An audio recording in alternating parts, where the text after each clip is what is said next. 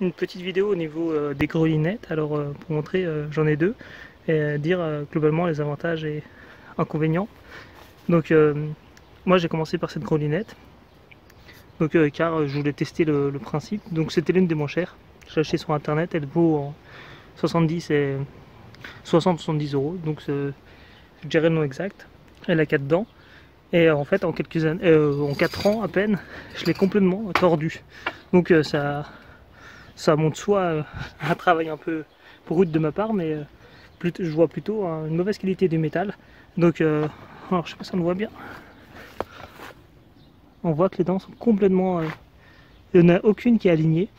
Donc c'est vraiment une mauvaise qualité de métal. Donc là j'ai vraiment une qui partait vraiment à 90 degrés quasiment. Donc j'ai pris un bout de métal et je l'ai ressoudé. Donc ça fait un peu, c'est pas très joli, mais ça l'a redressé.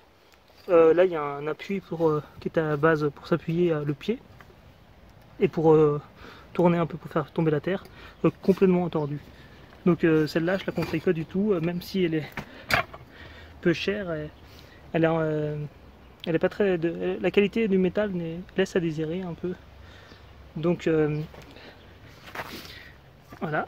Et après j'ai acheté celle-ci parce que je pouvais quasiment plus m'en servir. L'autre ça faisait vraiment un travail de mauvaise qualité. Là le borgne. Donc là c'est une 5 dents. Alors vraiment celle-là elle est très bien par rapport à l'autre. Alors il y a différents types. Alors j'en ai vu en jardinerie. Alors je vais vous montrer. Alors celui le borgne, celle-là, c'est une qu'il faut monter, qu'on reçoit en carton si vous l'achetez. Moi je l'ai acheté sur internet. Donc elle vaut quand même 10 ou 15 euros de plus, mais ça reste dans le prix à peu près du marché. Une grelinette c'est assez cher. Donc là il y a des versions montées ou non montées. Là c'est une version non montée, donc elles sont moins chères.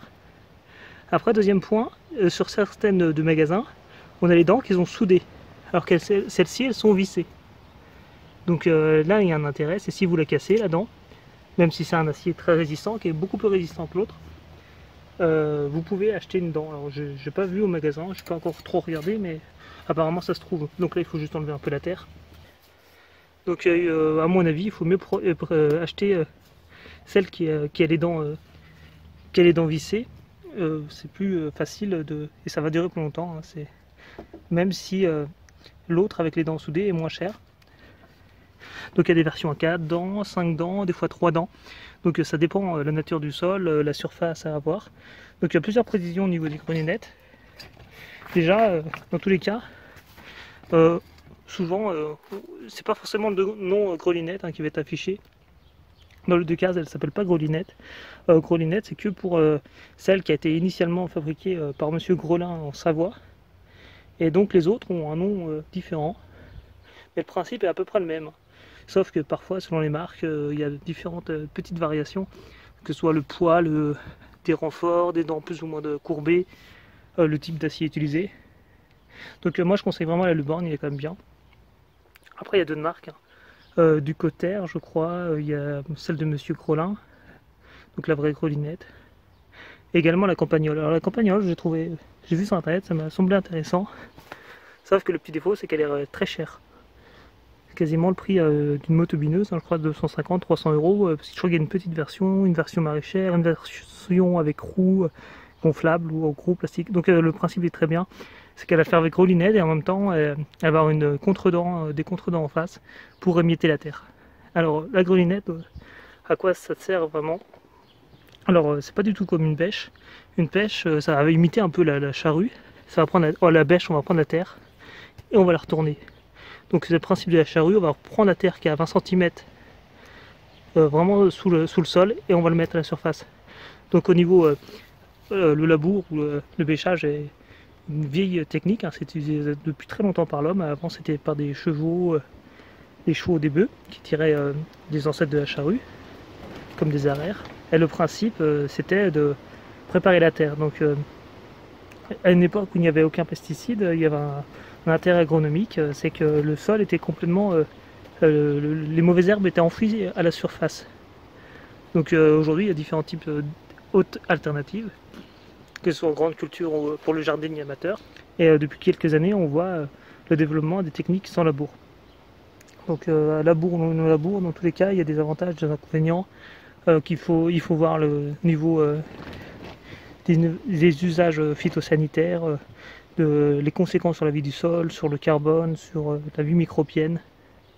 Donc on peut souvent voir que le non-labour, comme la grelinette à petite échelle ou les techniques simplifiées en agriculture plus grande, présentent un avantage de ne pas désorienter la vie du sol, donc notamment les vers de terre qui peuvent s'élaborer à différents niveaux, strates dans le sol. Également de ne pas minéraliser trop vite la matière organique. Après, la gestion des adventices est différente. Donc il y a aussi également d'autres techniques, hein, sans bêchage ni labour, que ce soit culture sur but, culture avec paille, culture avec terreau, culture des techniques de permaculture. Donc il faut bien voir qu'il y a chaque technique a des avantages et des inconvénients. Des fois, le problème, ce sera la gestion des limaces, des mauvaises herbes, qu'on appelle adventices, plus précisément. Parfois, ça va être le coût du travail, la quantité de travail, l'énergie fossile utilisée. Voilà. Donc, au niveau de la grelinette, déjà, il faut préciser que c'est un objet quand même lourd. Dans tous les cas, même que ce soit une 4 ou 5 dents. Donc, par exemple, pour les personnes âgées, ça peut être parfois un peu limite. Parce que c'est quand même lourd à porter. Après, il faut faire attention, il ne faut pas se blesser. Hein. Normalement, les pointes sont assez marquées. Hein. Donc, la grelinette, moi, je l'utilise surtout pour aérer la terre avant de semer quelque chose, ou décompacter la terre pour enlever un peu les herbes. Là, j'ai un peu de liseron, je décompacte la terre, je tire mon liseron. Donc il y a un couteau, des couteaux gouges, des couteaux désherbés qui sont également très intéressants. Donc la grelinette est plutôt idéale pour cet aspect. Par contre, si c'est pour partir d'une prairie, d'un gazon pour mettre une culture, c'est beaucoup plus difficile, car si vous avez des herbes bien installées, il faudra bien les retirer. Donc il y a plusieurs techniques, on peut mettre des bâches, on peut utiliser des houes pour casser un peu les racines. Si on a du liseron, il faut faire attention. Donc l'avantage des grelinettes, c'est que par exemple si vous avez une motobineuse, la motobineuse, ce qu'elle va faire, elle va fragmenter un peu les rizeaux, mais certaines cultures comme le fiendran, comme le liseron, vont encore plus se développer. Alors c'est ça qu'il faut faire attention. Et la fraise, hein, la motopineuse, a quand même un désavantage, c'est quand même qu'elle va émietter énormément le sol.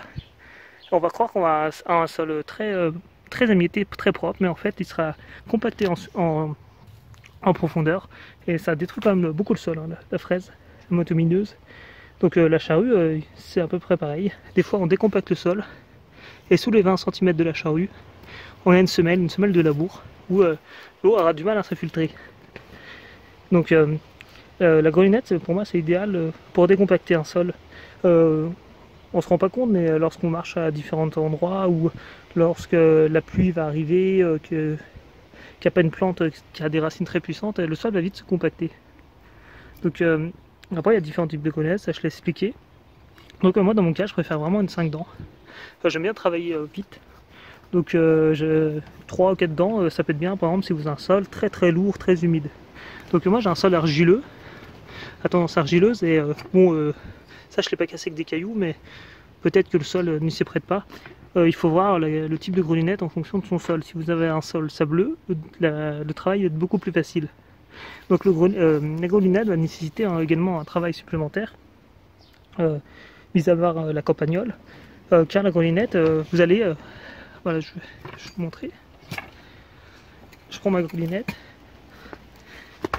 et je soulevais ma terre, et en fait je vais remonter la terre en petits blocs, et donc après je suis obligé de passer un peu un croc à fumier ou des brise-mottes, un râteau pour émietter le sol, pour le préparer. Donc la grelinette en tant que telle ne désherbe pas, elle va aider soit à arracher l'herbe, soit à décompacter. Donc pas forcément... c'est un outil qui va être plus ou moins indispensable selon le type de culture que vous allez pratiquer. C'est sûr que si vous allez pratiquer une culture sous paillage, ça ne sert à rien de remuer la paille tous les jours, l'enlever, la remettre. Par contre, elle peut se substituer parfois à une bêche, on change de type de travail du sol. Et ce qu'il faut noter, c'est que normalement au niveau du dos, quand là on a deux poignets, et lorsqu'on va forcer, on va normalement moins solliciter ses lombaires. Donc par rapport à un bêchage, c'est un peu plus facile, un peu moins douloureux pour le dos. Bon, ça reste physique, hein, si vous avez une grande surface, au-delà d'un certain nombre de mètres carrés, et c'est sûr qu'il faudra passer à des outils motorisés. On va pas pouvoir faire 10 hectares tout seul avec une grelinette. Mais vu plus grande rapidité de travail par rapport à une bêche. On peut travailler plus vite, en moins d'efforts. Bon, ça reste quand même physique, hein, et c'est quand même lourd à transporter. Donc il y a différentes marques, hein. Je mettrai peut-être, là je mettrai le nom exact de celle-ci. Là c'est la Le Borgne, donc je mettrai le nom exact. Donc il faut bien noter qu'il y a plusieurs types. Après là je vais vous montrer, j'ai fait une vidéo où j'ai montré comment je l'avais monté. C'est relativement facile. Donc c'est un outil quand même qui est devenu assez populaire ces dernières années. Il faut quand même noter que c'est quand même cher une grelinette. Donc bon, il faut compter le prix du travail du métal, de la conception, mais ça commence à 60, 70 euros, 100 euros, 150, 200 pour les plus chers. Donc parfois elles sont plus chères car elles sont faites de façon artisanale. Et également que tout est bien forgé par des forgerons du métier, donc c'est pas forcément du travail qui est là plus industriel. Là qui est complètement, je ne peux même plus m'en servir. Je vous montrer l'alignement des dents. Et après, même si on casse le manche, mais c'est quand même solide. Normalement ça peut se changer, tout peut se changer. Donc c'est un outil un peu qui, même s'il a été développé de plus d'une trentaine, quarantaine d'années, qui est aujourd'hui assez populaire et qui est amené à se développer. Donc voilà pour cette petite introduction, si je n'ai rien oublié sur les grelinettes. Voilà, un travail sans bêchage, en aérant le sol et en respectant un peu plus la vie du sol. Voilà.